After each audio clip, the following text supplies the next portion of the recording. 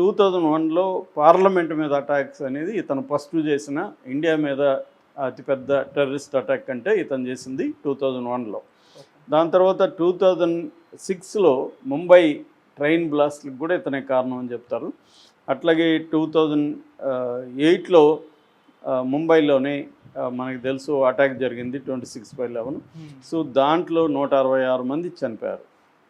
So ఇలాగా అప్పటి నుంచి కూడా ఇతను ఇండియా మీదనే ఎక్కువ ఫోకస్ చేసి ఇటు జమ్మూ కాశ్మీర్లో ఇతర ప్రాంతాల్లోకి ఈ లష్కర్-ఇ తోయిబా తీవ్రవాదుల్ని పంపించడం అనేది జరుగుతుంది. 2008లోనే అమెరికా, ఎందుకంటే ఈ 166 ముంబైలో చనిపోయిన వాళ్ళల్లో 6 మంది అమెరికన్ సిటిజన్స్ కూడా ఉన్నారు. దాంతో అమెరికా ఇతన్ని గ్లోబల్ టెర్రరిస్ట్గా అనౌన్స్ చేసింది. అట్లాగే అదే సంవత్సరం యుఎన్ కూడా, యునైటెడ్ నేషన్స్ కూడా ఇతను గ్లోబల్ టెర్రరిస్ట్గా అనౌన్స్ చేసింది.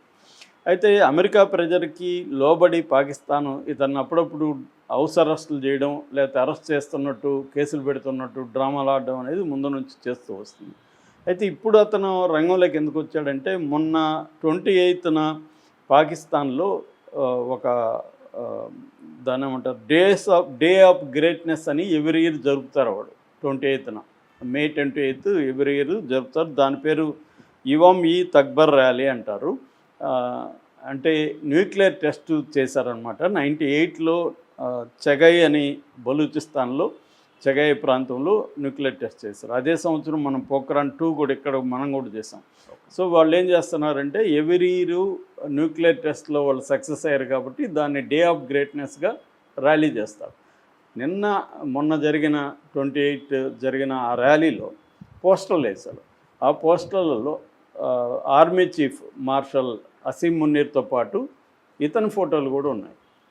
సో అంటే వీళ్ళిద్దరూ ఒకటే అని తెలియడానికి అవి ఎక్కడ చించేయడం కానీ వాటిని ఏమీ చేయలేదు, అలాగే అలో చేశారు.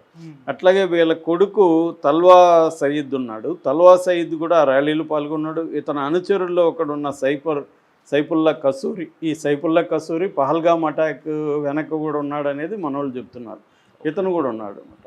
సో అంటే మళ్ళీ రంగంలో దిగాడు. ఇతనికేమో దాదాపు ఇప్పుడు 75 ఏళ్ళు. బట్ ఇతని కొడుకు తల్వా సయీద్ కానీ ఇతని అనుచరుడు సైఫుల్లా కసూరి వీళ్ళందరూ కూడా యాక్టివ్గా ఉన్నారు. ఆ ర్యాలీలో పార్టిసిపేట్ చేశారు. పోస్టర్లు అంతా కూడా ఇతను చేశారు. అంటే క్లియర్గా మళ్ళీ లష్కర్-ఇ తోయిబానే రంగంలోకి దిగబోతుంది, మోడీని అటాక్ చేయాలన్న ప్లాన్ కనబడుతుంది. మోడీని కానీ లేకపోతే అమిత్ షా కానీ ఈ స్థాయిలో, అంటే గవర్నమెంట్లో కీలకమైన రాజ్నాథ్ సింగ్, మోడీ, అమిత్ షా ఈ స్థాయిలో అటాక్ చేయి, ముఖ్యంగా మోడీ మీదనే టార్గెట్ పెట్టుకున్నట్టుగా వీళ్ళు కనబడుతుంది. సో మనకి పహల్గామ్ అటాక్ కూడా మనకు తెలుసు, టీఆర్ఎఫ్ అని చేసింది, ద రెసిస్టెన్స్ ఫోరం, అది కూడా ఎల్ఈటీ వాళ్ళది, లష్కర్-ఇ తోయిబా వాళ్ళది. సో ఇప్పుడు ఈ హఫీజ్ సయీద్ చేస్తే దానికి అంటే ఈ విషయం మన ఇంటెలిజెన్స్ కూడా ఐడియా ఉంది కాబట్టి భద్రత పెంచడం, తర్వాత తగిన జాగ్రత్తలు తీసుకోవడం. అందుకనే మన వాళ్ళు ఏంటంటే ఎక్కడెక్కడ పాకిస్తాన్ ఏజెంట్స్ ఉన్నారు, పాకిస్తాన్కి ఇన్ఫర్మేషన్ ఎక్కడ వెళ్తుంది, ఇదంతా కూడా చాలా సివియర్ ఆపరేషన్స్ దేశవ్యాప్తంగా జరుగుతున్నాయి. అందువల్ల ఈ భయాలు ఉండడం వల్లే ఈ హఫీజ్ సయీద్ అండ్ మసూద్ అజర్ ఈ ఇద్దరు టెర్రరిస్టుల వార్నింగ్ల నేపథ్యంలోనే ఇండియాలో అన్ని ప్రాంతాల్లో కూడా చాలా ఒక ప్రకటించని రెడ్ అలర్ట్ ప్రకటించి తీవ్రవాదులకు సహాయం చేసేవాళ్ళు, పాకిస్తాన్కి రెగ్యులర్గా వెళ్ళిన మన బయ్యా సన్నీ యాదవ్ లాంటి వాళ్ళని కూడా ఎందుకు చేస్తున్నారంటే